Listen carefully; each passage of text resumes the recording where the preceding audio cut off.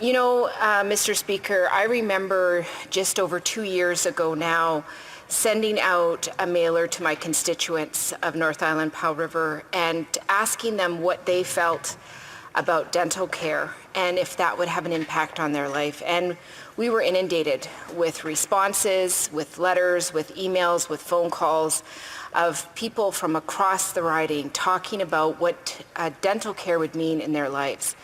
And I remember one day I was coming in quite early in the morning, and there was a gentleman outside of my office waiting. He had his slip and he'd written an extra note alongside it. And he talked about the fact that, you know, he worked a very good job his whole life. He had a pretty comprehensive pension, and he was struggling to afford dental care. He had some significant tooth issues, and he talked about the fact that this was such a huge gap in his life. And even though he made a fairly decent income, it was a fixed retirement income, so not totally a crazy amount of money, he couldn't afford it. And he said to me, you know, I'm here to talk about myself, but more importantly, to talk about the many people that I know that cannot afford dental care at all.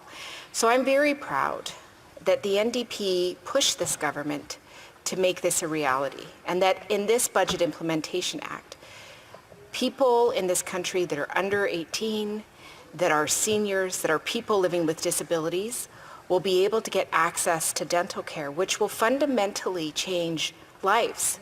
And I don't think that we can ever underestimate how it feels for a family not being able to afford basic dental care for their children, and when their children get into bad dental health, what it feels like to know that this weight can be lifted from them because they can't make it work.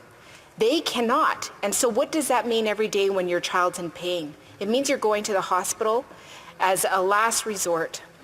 And Mr. Speaker, this needs to change.